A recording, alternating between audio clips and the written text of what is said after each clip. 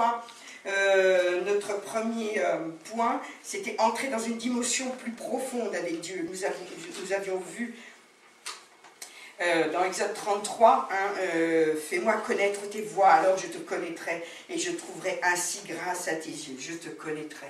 Moi, j'ai envie de te connaître, Seigneur. J'ai envie d'avoir grâce à tes yeux. J'ai vraiment envie de ça. Donc nous avions vu comment Moïse, justement, qui était entré dans la présence de Dieu, était resplendissant de la présence de Dieu. Et il était même obligé, après avoir donné les paroles de Dieu, de mettre un voile sur son visage, puisque la présence de Dieu elle faisait peur, en fin de compte. Hein. Mais aujourd'hui, nous sommes sous la nouvelle alliance, et nous avons le visage dévoilé. Et nous devons vraiment resplendir de la présence de Dieu.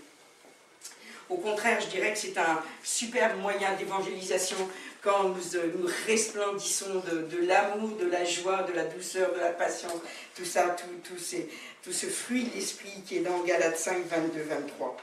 Donc nous avions vu en deuxième point, quand vous priez, ne prononcez pas un mot avant de savoir que Dieu vous écoute, avant de savoir que Dieu vous écoute. Nous avions abordé simplement la première clé essentielle. Nous avons vu cette première clé qui s'appelait le désir. Nous devons avoir du désir à passer devant Dieu. Nous ne faisons pas un rituel. Nous ne venons pas dans la présence de Dieu, dans la prière le matin. Il y a, hop là, attention, hein, il faut que je fasse ma petite demi-heure de prière. Hein, il faut que je ne vais pas commencer ma journée ou me coucher le soir sans faire ma prière. En quelque sorte, c'est une obligation, mais une obligation de cœur, hein, comme on dit, c'est une obligation d'amour, en fin de compte. On va dans la présence de Dieu parce qu'il ne viendrait pas à notre idée d'aller se coucher sans dire au revoir à son papa, bonne nuit papa, même si lui ne dort jamais, hein, mais nous allons dormir, nous allons nous reposer. Et vous savez que, ça c'est été prouvé, hein, tout ce que nous faisons en dernier lieu, c'est ce qui va rester vraiment dans notre sommeil. Et qu'est-ce qu'il y a de plus merveilleux que de finir sa journée en venant devant son Père et en ayant ce désir de venir devant son Père et de déverser toutes les merveilles qu'il a fait dans la journée. Simplement le fait, moi pendant très très longtemps, je disais merci Seigneur, parce qu'aujourd'hui je suis debout. Ah, je suis debout, je peux marcher. Alors que tous les médecins m'avaient dit qu'à 40 ans, eh bien, je serais dans un fauteuil roulant. Eh bien, merci Seigneur, je suis debout et je peux cavaler comme un lapin. Il y en a pas beaucoup qui peuvent me suivre. Les gens, souvent dans le travail, ils me disaient « Oh là là, mais arrête, tu nous fais peur, tu nous fais peur !» Mais c'est merveilleux, quand vous avez de la peine à respirer, que ce qui a été mon cas pendant plusieurs années, quand on a de la peine à respirer, hein, quand on respire normalement sans avoir mal, waouh, c'est merveilleux qu'on peut se lever. C'est bien de rester au lit quand on a la possibilité, le choix de se lever. Mais quand on est obligé de rester au lit parce qu'on ne peut pas se lever, là c'est une autre paire de manches. Hein, là on n'est plus du tout dans la même dimension. Et donc là, en fin de compte, le désir d'aller vers Dieu, c'est si important. Voilà, faut pas que je suis tellement partie là, il y a tellement de choses que je vais vous dire. Je vais essayer de respecter quand même ma trame.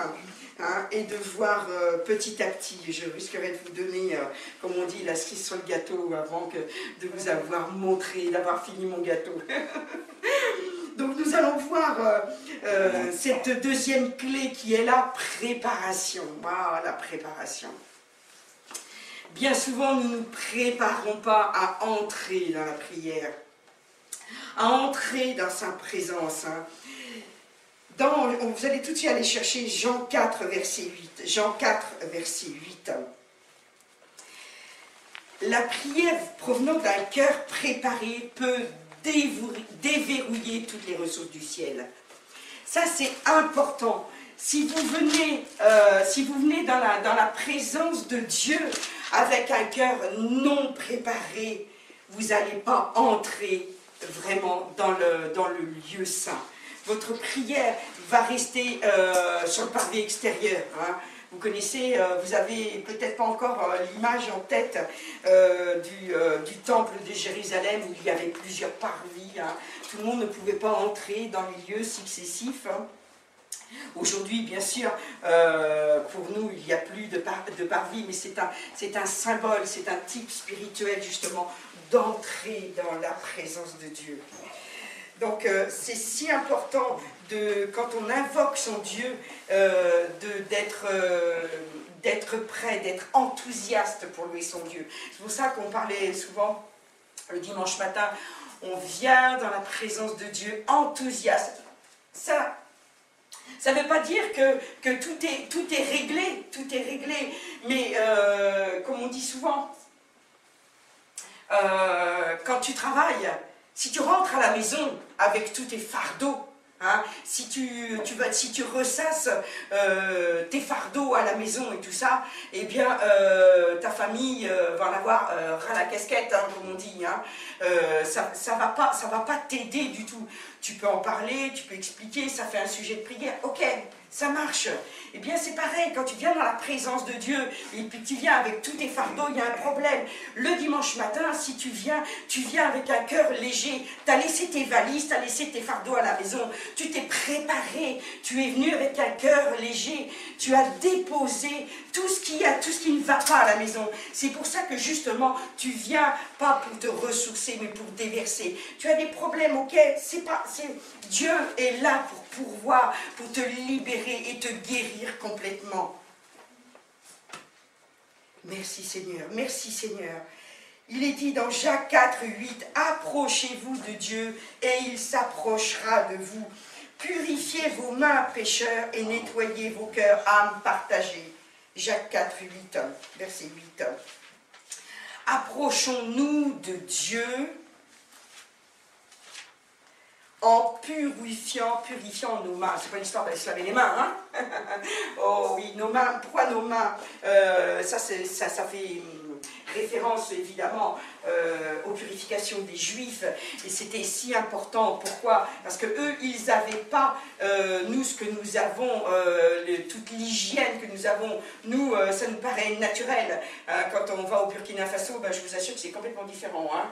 On va dans notre cuisine, on va dans notre salle de bain, on tourne un robinet et puis on a de l'eau. Hein. On prend le savon et on se lave les mains, on se désinfecte.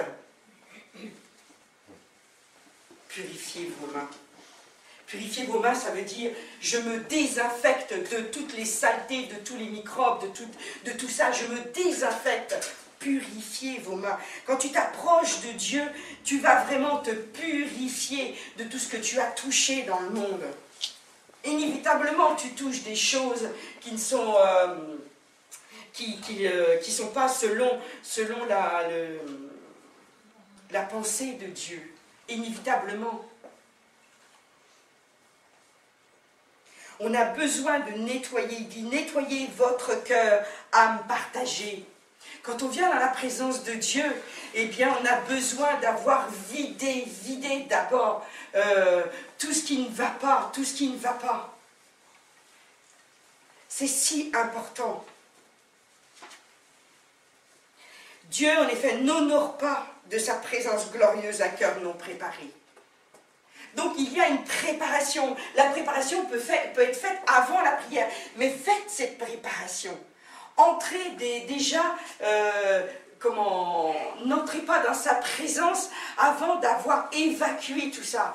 Pardon Seigneur pour ce que j'ai dit, pardon Seigneur, ce qu'a partagé mon mari, là, eh bien voilà, pardon Seigneur parce que ce que je faisais c'était pas bien, parce que si je ne bénissais pas en fin de compte mes collègues, si je ne bénissais pas mon travail, si je ne bénissais pas ce que toi tu m'as donné Seigneur, puisque c'est forcément, nous sommes les enfants de Dieu, donc ce que nous avons vient forcément de Dieu, ça ne peut pas venir du diable, vous êtes d'accord avec moi là? Amen. Hein?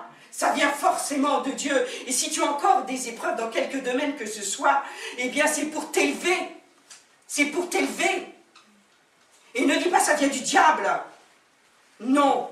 Si qu'il y a quelque chose, un domaine dans ta vie, et tant que ce domaine-là n'est pas encore, n'est pas encore clarifié, que tu ne domines pas dans ce domaine-là, Dieu laissera cette épreuve tout le temps qu'il le faudra.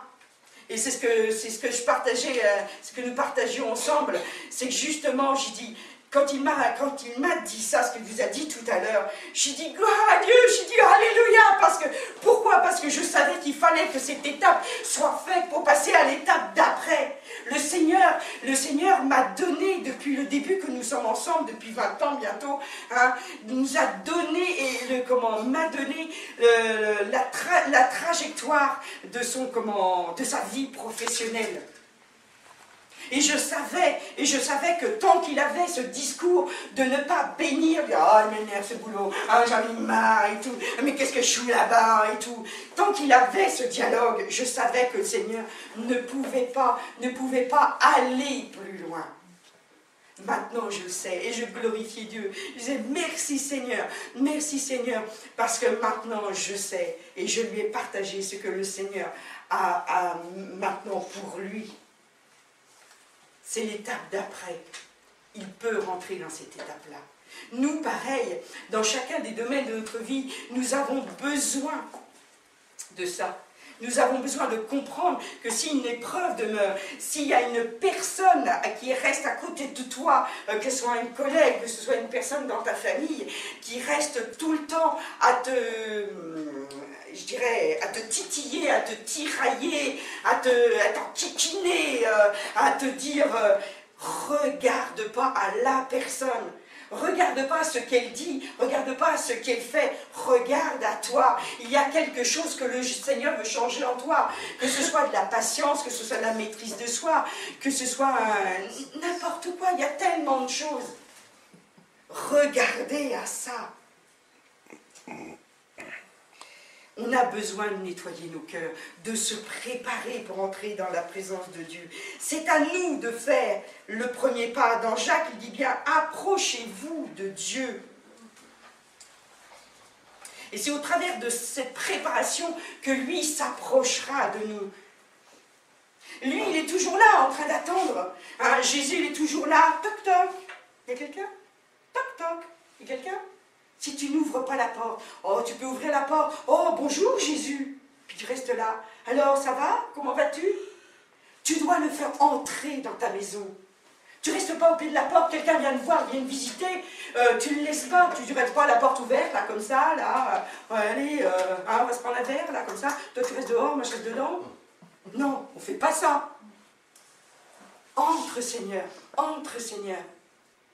Mais si tu ne t'approches pas, si tu n'ouvres pas la porte, et si tu ne lui dis pas d'entrer, il ne va pas rentrer, il ne va pas te forcer. Il est poli, Jésus. Il a une meilleure éducation que nous, là, il n'y a pas à en douter. Rappelez-vous que Dieu a plus de choses à vous dire que vous en ayez. Bien souvent, on en dit trop. On en dit trop. N'oubliez pas le titre de ma deuxième partie. Quand vous priez, ne prononcez pas un mot avant de savoir que Dieu vous écoute. C'est pas la peine de dire, allez, hop, c'est mon moment de prière. Bon, alors, c'est mon moment de prière. Bon, alors, j'ai fait ma petite liste et tout, clac, clac, clac, d'accord, ok. Bon, allez, et hop, je suis parti. Si Dieu n'est pas là à t'écouter, tu fais quoi? Rien. Tu te regardes, tu t'écoutes. Quand on fait des prières, c'est pour Dieu. Prier, c'est parler à Dieu. On a besoin de rentrer dans cette dimension. Et Dieu ne va pas être ému par des paroles vides, mais par des prières sincères. Je ne fais pas ma petite liste en disant, bon, alors, on a fait une petite liste ce matin, d'accord, j'ai noté. Alors, on prie pour le salut des enfants, ok, et tout, et j'ai la liste de tous les enfants, et vas-y Toto, et non. On n'est pas dans cette dimension. Il ne peut pas y avoir de guérison. Ça me fait penser que même Jésus, devant le tombeau de Lazare, il a fallu qu'il soit ému de compassion. Ému de compassion. Et c'est ému de compassion qu'il a pu ressusciter Lazare. Et nous, on a besoin que ce soit pareil. Si on veut que nos prières ne tombent pas à terre, comme ça, qu'elles soient inefficaces, il faut que l'amour de Dieu vraiment soit en nous pour prier pour telle et telle personne. Je dis pas, tiens, ah oui, tiens, alors quelqu'un m'a dit, ah oui, elle a un rhume, oui, elle a, ah, voilà, elle a des problèmes et tout. Bon, merci Seigneur, parce que tu l'as guérie, voilà, c'est très bien. Non. On rentre dans une dimension où le Saint-Esprit nous saisit, qui nous touche vraiment. Et peut-être vous n'êtes pas de ceux qui avaient les sentiments qui soient saisis, parce que la société nous refroidit. Hein. Vous avez vu ça? Comment la société nous refroidit. On n'a plus envie, elle m'énerve celle-là, toujours à gémir et tout. Pas envie de prier pour elle. Oh, maintenant je suis chrétienne. Oh, alors merci Seigneur et tout, tu règles ses problèmes. On a besoin de changer. La préparation, c'est si important. Ne négligez pas la préparation. Troisième clé, la diligence.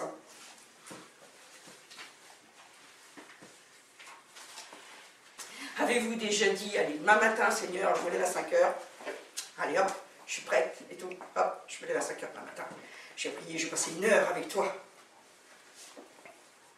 Je vais lire ta parole. J'ai des bonnes intentions, comme en début d'année, hein, au mois de janvier. Des bonnes résolutions. Et en fin de compte, on se rendort, on commence, et puis on se rendort. C'est pas ça qui va faire qu'on va rentrer dans un processus de prière, une vie vraiment active de prière. Prenez l'engagement ferme de prier. Je sais qu'il y a des habitudes à changer. Nous, on a des habitudes à changer. On peut avoir des habitudes à changer parce que peut-être qu'on a été éduqué à faire, en France c'est souvent le cas, hein, à réciter des prières. Hein. Hein, je vous salue Marie, notre Père. Et on récitait des prières. On n'avait pas, ça nous aurait paru aberrant de ne pas commencer notre journée par des prières. Aujourd'hui, au contraire, ceux qui n'ont pas été élevés dans une éducation religieuse, eh bien, on se dit, oh, ça c'est pour les sectes, oh, ça c'est pour les religieux, oh, ça c'est pour... Non, nous sommes des enfants de Dieu. Et on a besoin de se conformer aux lois spirituelles du royaume de Dieu, de notre papa. On a besoin de prendre l'engagement ferme de prier. Et de ne pas laisser nos émotions, nos sentiments gouverner cette décision. Dire, oh, moi je suis pas bien ce matin, je ne peux pas prier, papa. Au contraire, prépare-toi, comme on vient de le dire. Prépare-toi. Et le fait de te préparer, que ce soit avec des louanges, que ce soit parce que tu vas lire la parole. Dans ma vie chrétienne, j'ai lu plusieurs fois la Bible. Mais là, je suis en train de l'écouter. Et je me dis, merci Seigneur pour tout ce que, pour ces hommes qui lisent la parole, qui ont lu la parole, qui ont enregistré la parole. Nous, on est là, on peut l'écouter, on a des moyens techniques aujourd'hui qu'on n'avait pas avant et tout. Mais quelle grâce, quelle grâce. Et je découvre plein de choses, comme le petit passage que je vous ai partagé au tout début de la matinée. Changez vos habitudes. Prenez les habitudes de Dieu. Et si vous n'arrivez pas une fois, ne vous culpabilisez pas. Recommencez, recommencez. À un enfant, on doit apprendre à ce qu'il se lave tous les matins. On doit lui dire encore et encore. Et je ne sais pas jusqu'à quel âge on doit lui dire allez, débarrasse ta table. Hein, laisse pas derrière. Fais ton lit, range tes affaires, mets ton linge à laver. Tout le temps, on a besoin. Laissez-vous reprendre par le Seigneur. Laissez-vous vraiment guider et vous le découvrirez dans la parole. Écoutez la parole. Ça fait tellement de bien. Ne priez pas seulement quand vous ressentez l'envie de le faire. Commencez dans la... Je vais un peu trop vite. Commencez dans la chair.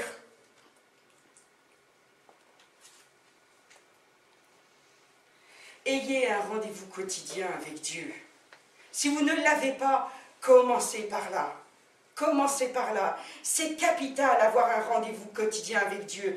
Ne remettez pas à demain. Demain, je commence un régime. Non. C'est pas demain, c'est tout de suite. Tu peux prier n'importe où, dans n'importe quelle circonstance. Tu n'es pas obligé d'avoir ta porte fermée. Bon, c'est bien d'avoir le moment dans sa chambre haute où tu vas vraiment parler avec Dieu. Oui, ayez ce moment si vous pouvez l'avoir. Mais il y a des endroits où on ne peut pas l'avoir. Il y a des moments où quand on a des emplois du temps trop serrés, c'est plus difficile. Mais personne ne vous a dit que vous ne pouvez pas prier dans votre tête. Hein. Personne. Moi, je disais toujours, quand j'étais dans des situations où, quand j'étais chez des personnes où il fallait que je prie et que c'était là dans ma tête, je ne sais pas possible, il va falloir que je fasse quelque chose et tout. C'est où les toilettes, s'il vous plaît? Là, au moins, j'étais sûre que personne n'allait me déranger. Ça fait rien. C'est pas le lieu à peu prier. Oui, c'est vrai, c'est pas le lieu à peu prier. Hein? Mais néanmoins, on peut toujours trouver un moment. Prier sans cesse. Maintenant, on peut, sur les téléphones ou sur les... on peut avoir la Bible dans les oreilles quand on est en train, quand on est dans les... Il y a plein de moments, et je m'aperçois en fin de compte que l'écoute de la Bible, nous, le matin, on met c'est sur nos portables, et pendant qu'on fait notre toilette, on écoute la parole de Dieu, pendant qu'on prend notre petit déjeuner, on écoute la parole de Dieu. C'est très difficile, si vous déjeunez et tout, puis d'être là avec la Bible à côté. Le café ou le beurre risque de tomber sur la Bible. Hein. Mais là, on n'est pas stressé et tout, on écoute et tout, on est là, on partage et tout. C'est fantastique, c'est fantastique.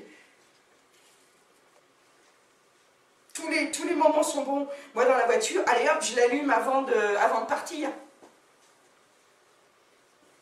C'est tellement bon. Donc, ayez un rendez-vous, je dirais plus qu'un rendez-vous avec le Seigneur. Et tenez-vous-y. Dans Proverbe 8, verset 17, Proverbe 8, verset 17,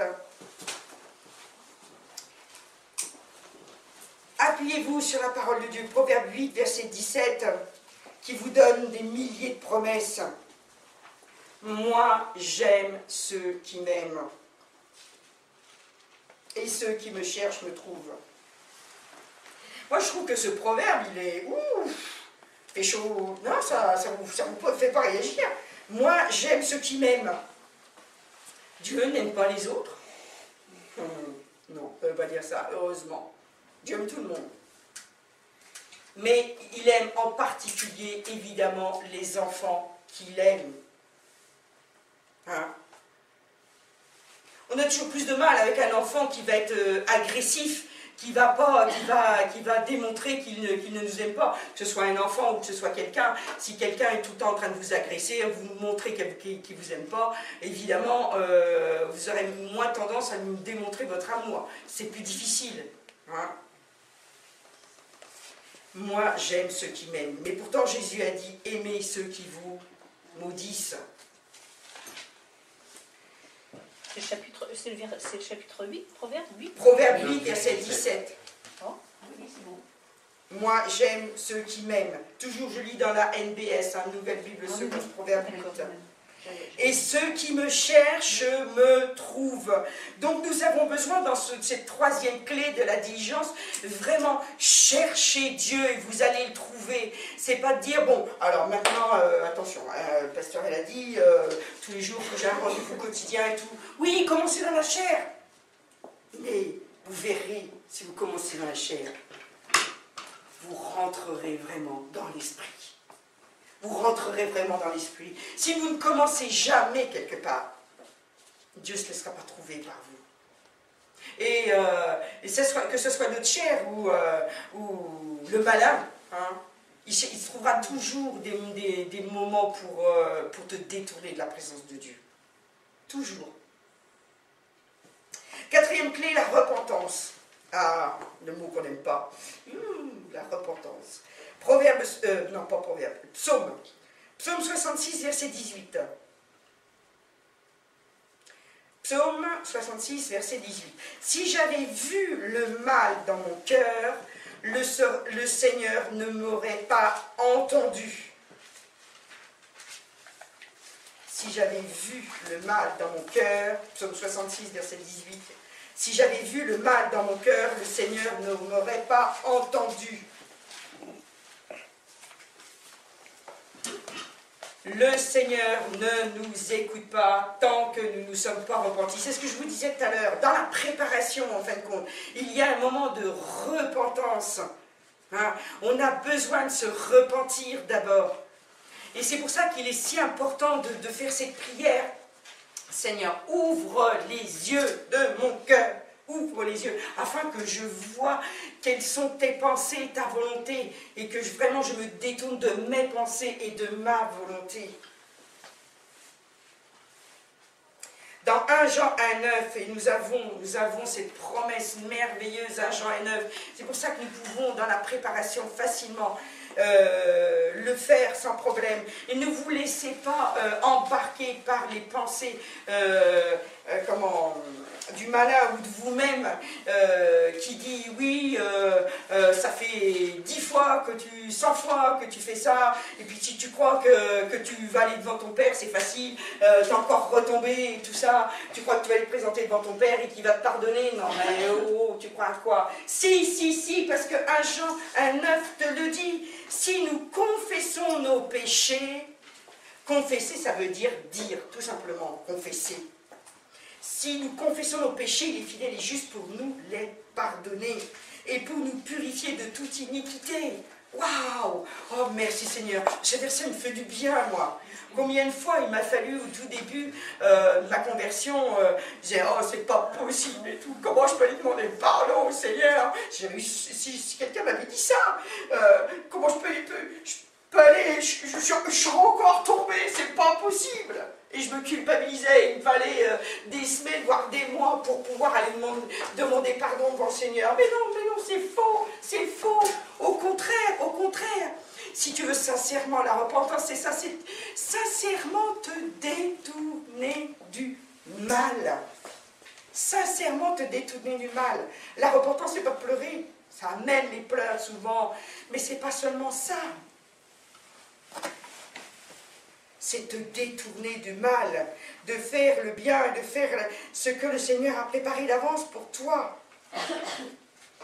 Si nous confessons nos péchés, il est fidèle et juste pour nous les pardonner et pour nous purifier de toute iniquité. Une fois que la repentance est faite, il n'y a plus aucun obstacle entre Dieu et toi. Parce que Dieu ne peut pas te regarder tant que tu es dans le péché.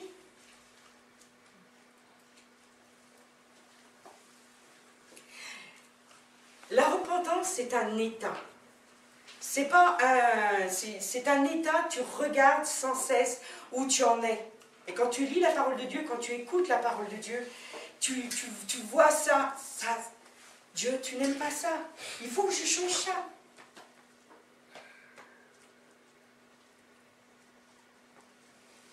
Cinquième clé, la vérité. La vérité. Je peux vous dire que le projecteur du ciel discerne chaque prétexte. Si vous venez avec un mauvais prétexte devant Dieu, il connaît toutes nos pensées. Dans Psaume 145, verset 18, Psaume 145, verset 18, le Seigneur est proche de tous ceux qui l'invoquent. Donc, nous avons besoin de l'invoquer. Psaume 145, verset 18. D'abord, de tous ceux qui l'invoquent avec loyauté. Voilà, avec sincérité, avec vérité. Si tu viens avec vérité devant ton Dieu, avec sincérité, là, le Seigneur s'approchera de toi. Et vous connaissez ce verset. On ne peut pas penser au mot vérité sans penser à ce verset. Dans Jean 4, verset 23-24. Jean 4, versets 23-24.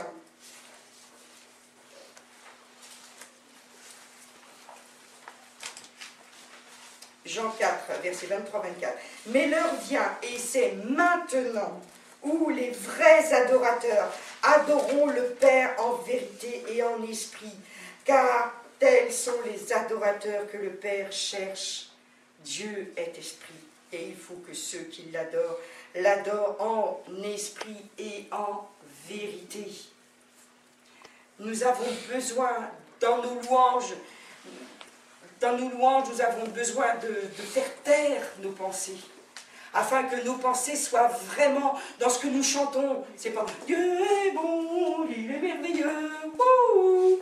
Non, ce que l'on dit, c'est vraiment ce que l'on pense, c'est en esprit, en vérité. Oui, Dieu est vraiment bon. Comme j'ai repris, le Seigneur me montrait vraiment un focus là sur Dieu est le Dieu de victoire. Hein? Dieu est le Dieu de victoire, et il habite en moi. Dieu est le Dieu de victoire. Et c'est des victoires. Nous devrions venir le dimanche matin et dire « Oh, Dieu a fait cette victoire dans ma vie cette semaine. Oh, Dieu, il a fait ça cette semaine. Oh, Dieu, il a fait ça dans la vie de mes enfants. Oh, Dieu, il a fait ça dans la vie de mon patron. Oh, Dieu !» C'est pour ça que vraiment tout ce qui se passe dans la semaine, oh, voilà, oh, Dieu, t'es merveilleux. Tu es le Dieu de victoire. Et c'est toi qui combats pour nous. Amen. Amen. Et lorsqu'on commence à communier avec Dieu dans la prière, nous entrons vraiment dans sa présence. Communier, ça veut dire être un. Communier, c'est ça. Nous appelons ça la communion, la Sainte Seine. Communier, c'est être un, être en commun. C'est pour ça qu'on appelle ça la communion. Être en commun, être unis. Donc la communion, c'est la communion entre les frères et sœurs, communion horizontale et communion verticale avec Dieu notre Père et avec son Fils et le Saint-Esprit. Donc nous pouvons prier comme Jacob, même si c'est Dieu qui c'est dans l'Ancien Testament, pardon. Dans Genèse 32, verset 12, que disait Jacob à son Dieu? Vous pouvez vous accrocher aux promesses de Dieu. Vous pouvez vraiment vous accrocher. Et c'est pour ça que c'est si important de connaître les promesses de Dieu. Que disait Jacob à son Dieu? Et toi, tu m'as dit, je te ferai du bien et je rendrai ta descendance comme le sable de la mer qui est innombrable. Je te ferai du bien. Dieu m'a dit. Dieu nous dit plein de choses. Il n'y a pas la peine d'attendre un prophète qui va te dire quelque chose. Dieu te dit dans sa parole. Il te dit qu'il va te faire du bien. Il te dit que tu vas prospérer comme prospère l'état de ton âme. Dieu te dit des choses. Écoute-le. Cherche pas à aller plus loin. On a tout dans la parole de Dieu. Quand un prophète va te dire quelque chose, il ne va faire que confirmer ce que Dieu a déposé dans ton cœur. C'est l'Esprit Saint qui déjà dépose dans ton cœur. Tu m'as dit, je te ferai du bien. Dieu nous veut du bien. Est-ce que vous êtes sûrs et certains, certaines, que Dieu vous veut du bien? Oui. Oui. Oui. Un oui franc? Oui. Oui. Dieu vous veut du bien. Il ne vous veut pas du mal. Dans 1 Jean 5, verset 14-15, soyez-en sûrs, Dieu vous aime. Dieu vous aime et vous êtes précieuse. Et vous êtes fantastique. Vous êtes extraordinaire. Vous êtes merveilleux pour lui. Vous êtes ses enfants, ses filles, ses fils. Il vous aime. Il vous aime. 1 Jean 5, verset 14-15. L'assurance que nous avons auprès de lui, c'est que si nous demandons quoi que ce soit selon sa volonté, il nous entend. Et si nous savons qu'il nous entend, quoi que nous demandions, nous savons que nous avons ce que nous lui avons demandé. Alors beaucoup disent, oui, mais si je n'ai pas de réponse à ma prière, c'est que ce n'est pas sa volonté. Et cherche la volonté de Dieu dans sa parole. Il est dit qu'il te veut du bien, qu'il a prévu des plans de bonheur pour toi. Il a dit qu'il veut que tu prospères. Il ne veut pas que tu dépérisses. Il veut que tu sois en bonne santé. Il veut que tu sois riche.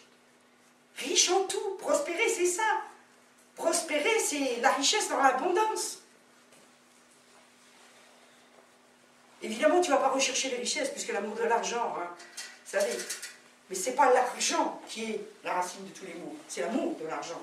Hein, on ne confonde pas. Parce qu'autrement, Dieu n'aurait pas fait des plus grands hommes de Dieu qu'on cite tout le temps dans le Nouveau Testament, des hommes riches. Hein. Abraham, Noé, ils ont tous été riches. Tous. Hein. Jésus lui-même se dit fils de David. David, c'était quoi? Ouf, bonjour les richesses. Hein. Bonjour les richesses de David. Hein. Bonjour les richesses de David. Il y a un problème là.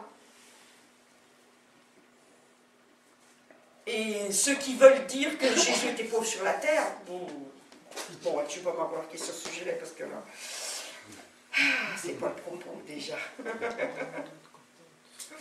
Si nous demandons quoi que ce soit selon sa volonté, il nous entend. Il nous entend.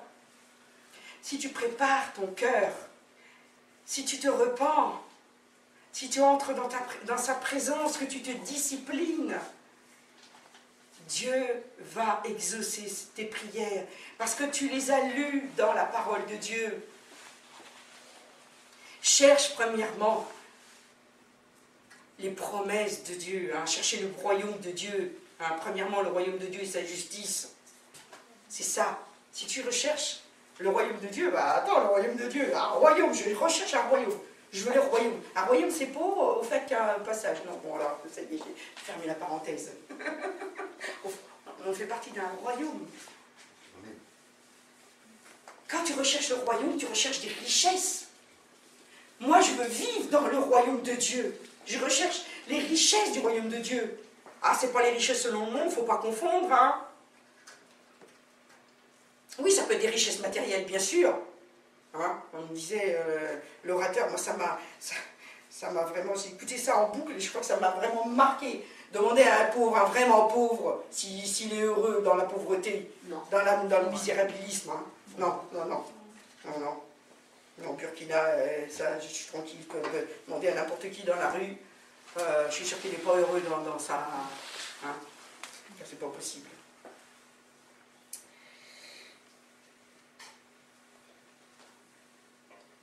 Quand vous entrez dans la présence de Dieu, on est sous le projecteur de Dieu. Quand on entre dans la présence de Dieu, on ne peut pas cacher les choses à Dieu.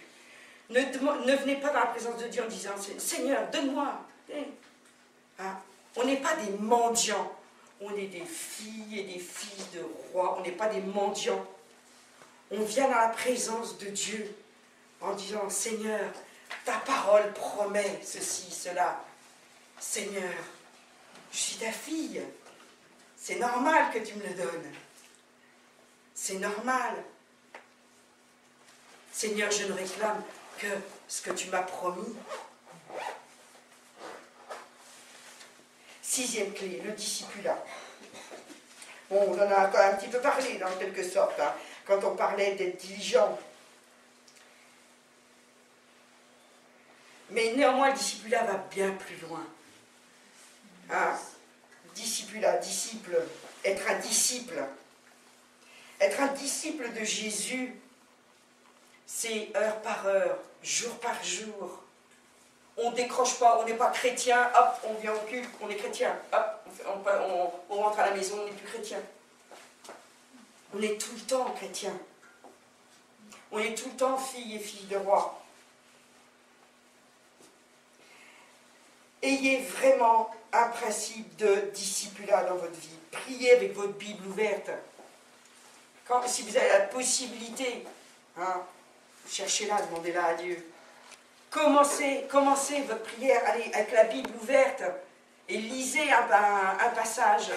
Il y en a beaucoup d'entre nous qui reçoivent sa parole pour aujourd'hui, hein, SPPA, et commencez à lire ça tous les matins, c'est déjà, lire quelques versets et tout ça, c'est déjà, ah oui, une bonne pensée, ça commence bien la journée. Et si vous êtes vraiment tourné vers la parole de Dieu, le Saint-Esprit vous ouvrira vraiment votre entendement. Il vous conseillera, il vous guidera. Hein, le Saint-Esprit est vraiment là pour nous conseiller, nous guider. Oui, c'est vrai, le discipulat, ça exige de la discipline, ça a beaucoup d'exigences. Mais si on ne commence pas quelque part, on n'y arrivera pas. Et il faut continuer parce qu'il y a une certaine... on s'installe un petit peu dans des routines et on s'installe un peu, au début on a le feu, au début, voilà, quand on apprend des versets, quand on lit la Bible, il y a le feu, on commence des trucs et tout. Moi qui ai fait de la formation, on connaît bien ce cap. Dans toute formation, au début, il y a l'apprentissage de plein de choses.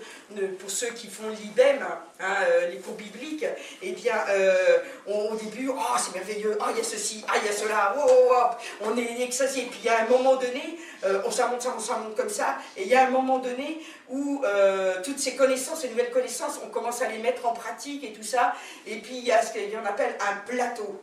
On va arriver dans un plateau. Et dans le plateau, il y a comment je vais pouvoir continuer à mettre ça en pratique.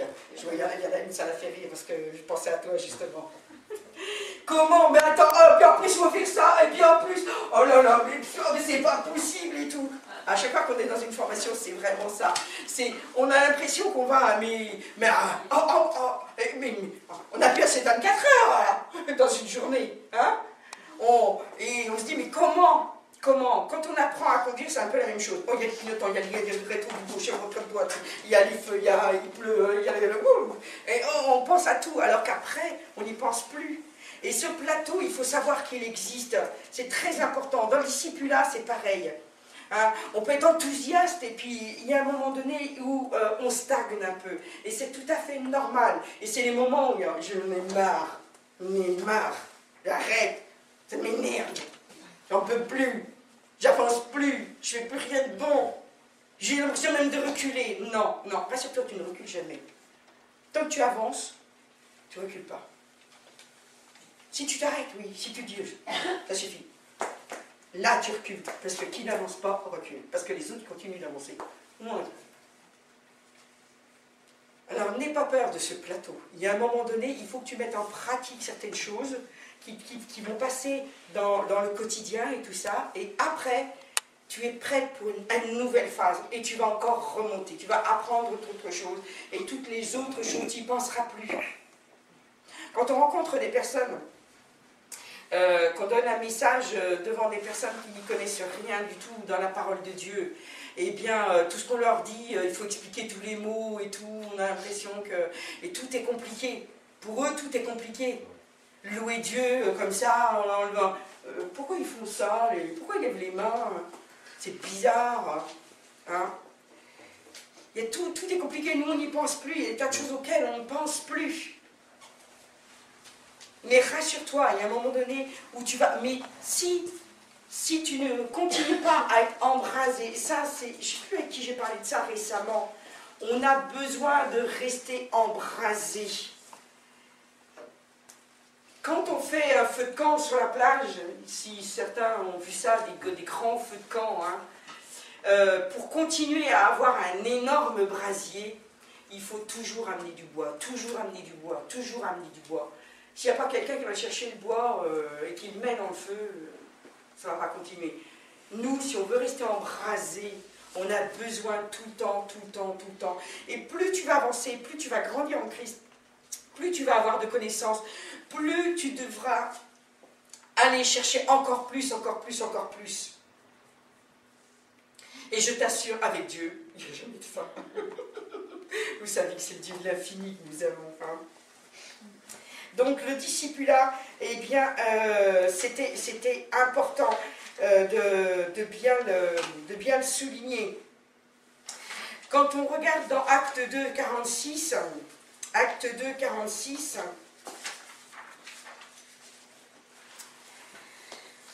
il y a tellement de choses à dire qu'il y aura une troisième session.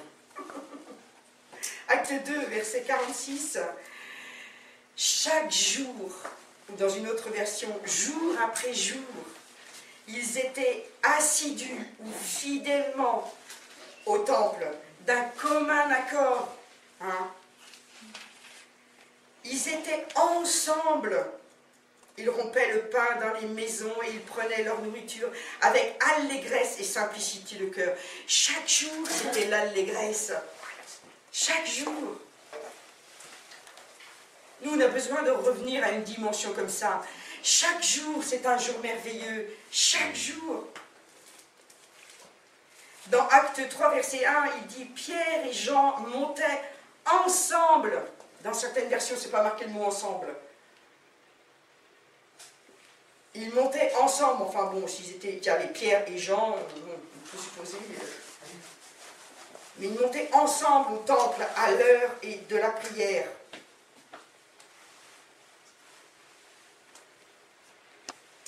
Paul, qui a écrit une majorité du Nouveau Testament, nous montre bien qu'être discipliné, c'est si important, de s'exhorter les uns les autres, parce que l'être humain, par nature, est souvent paresseux. Hein. Par nature, il n'est pas très persévérant. Il aime mieux être entre deux couettes, regarder la télé, passif, ne rien faire. Il est doux de ne rien faire. Quand tout s'agit, tout se reçoit. Ça, c'est pas biblique, ça, je vous confirme. Éphésiens 3, verset 14-15. Éphésiens 3, verset 14-15.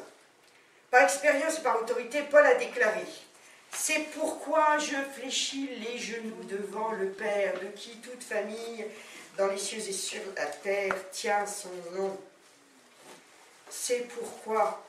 Vous pouvez lire tout ce qu'il y a avant, justement. C'est pourquoi. Pourquoi il commence ce verset par « C'est pourquoi ». C'est tout ce qu'il a dit avant. C'est pourquoi je fléchis les genoux devant le Père. C'est-à-dire que je m'accorde, je fais la volonté de mon Père.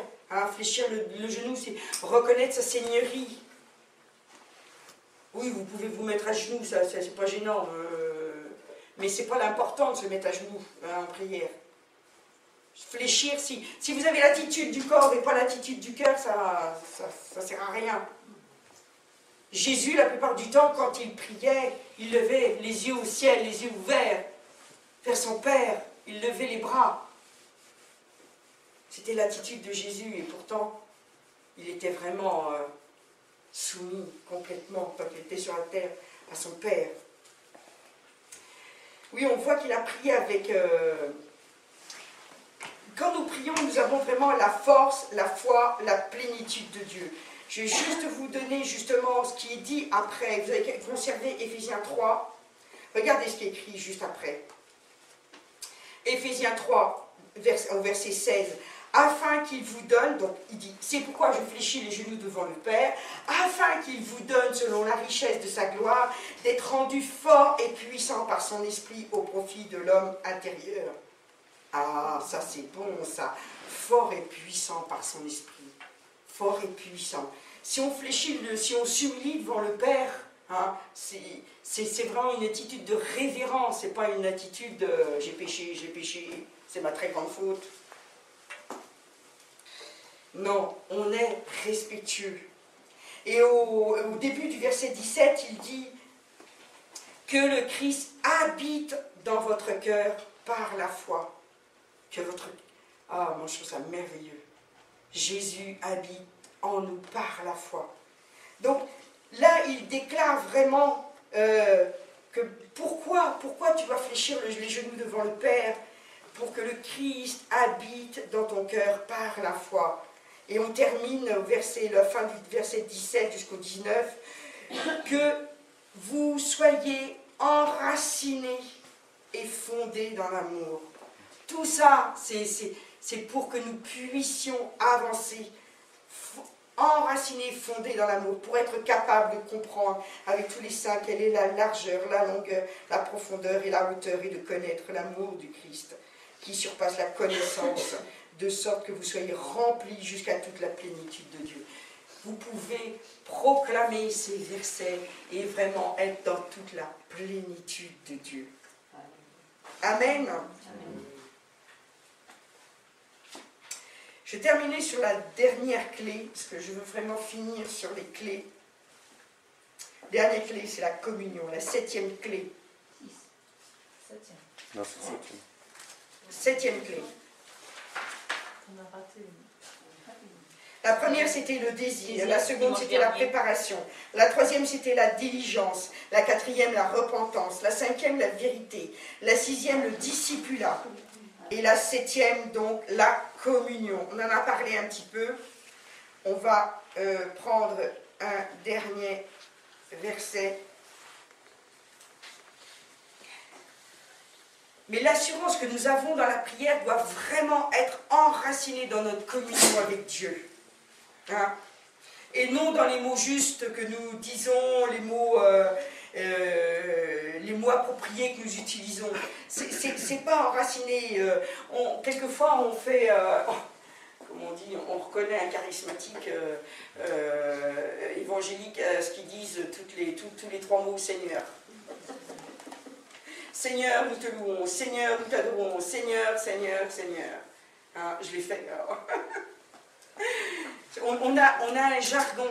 On a un jargon. On reconnaît différentes personnes à comment nous parlons et comment. Soyons simples, nous parlons directement avec notre papa. On a besoin vraiment de rentrer dans cette communion intense. Moi, je veux pas me discipliner, je ne veux pas passer du temps tous les matins, passer du temps dans la journée à lire sa parole et tout ça, sans savoir que Dieu m'écoute, sans savoir que j'ai une communion avec lui, mais savoir vraiment intérieurement, vraiment le ressentir.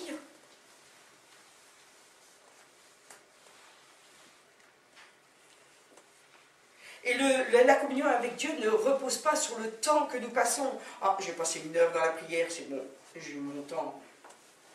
Non, c'est vrai que le temps peut être un facteur.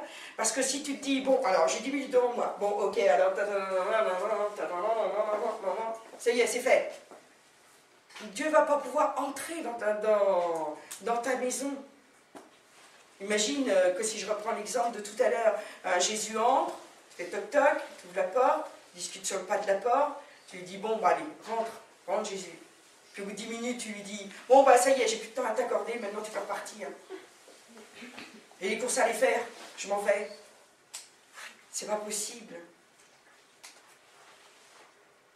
Dieu ne peut être atteint ni ému par des paroles creuses et vides de sens, mais par des paroles sincères, des méditations profondes de notre cœur. Dans le psaume 19, verset 14.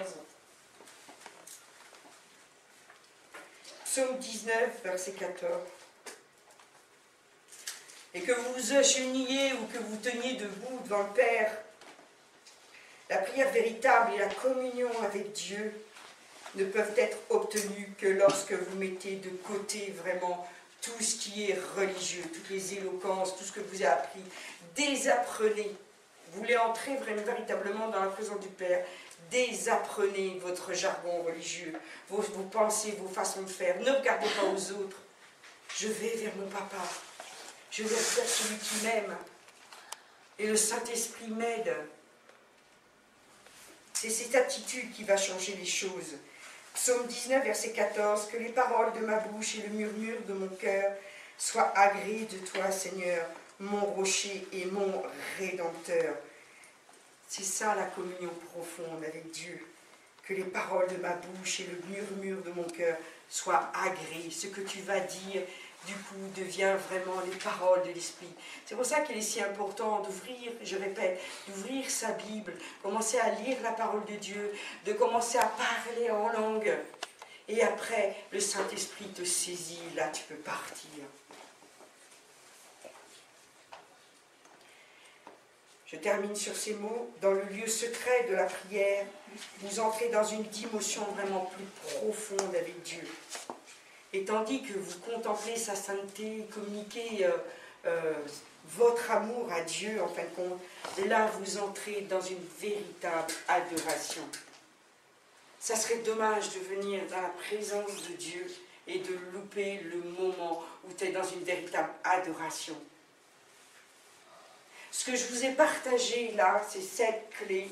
En fin de compte, c'est comme ça que vous devez vraiment vous préparer pour le dimanche matin. C'est vraiment avec un cœur ouvert, un cœur sincère, en esprit et en vérité, que vous allez pouvoir recevoir pleinement, mais apporter. C'est le verset 15, on me dit, parce qu'il y a un décalage dans certaines surtout dans les psaumes. Regardez avant ou après et notez par rapport à votre Bible.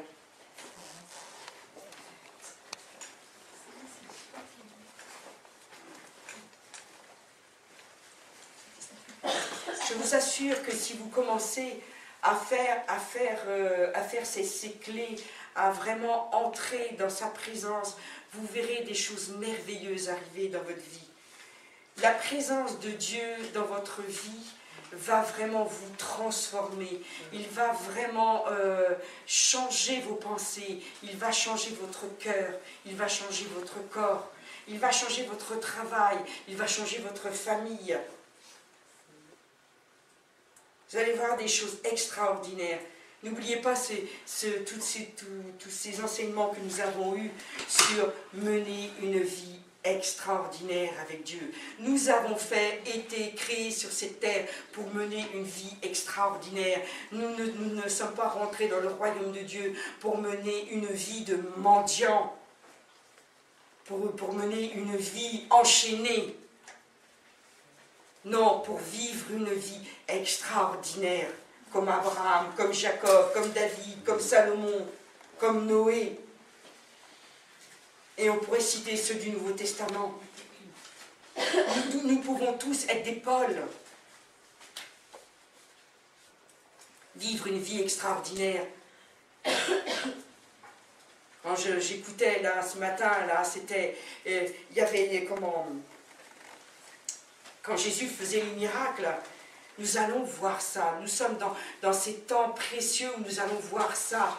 C'est qu'il y avait tellement de miracles que tout le monde voulait toucher Jésus. Il est obligé de se mettre à l'écart, de se mettre sur une barque. Et il est dit dans ma version, pour pas qu'on lui saute dessus. Il viendra ce temps-là où si vous êtes réellement des enfants de Dieu obéissants, que vous êtes vraiment dans la présence de Dieu, eh bien vous ferez tellement de miracles, les gens voudront vous sauter dessus. Parce qu'ils savaient que dès qu'ils touchaient, ils n'avaient même pas besoin de toucher à la main ou toucher la chair. Dès qu'ils touchaient, la puissance de Dieu sortait et ils étaient guéris. Moi, je trouve ça vraiment extraordinaire. On va voir ça. Nous vivons des temps merveilleux. Nous sommes dans cette préparation. Donc, la préparation, c'est le temps qui va juste précéder. Nous avons très peu de temps devant nous.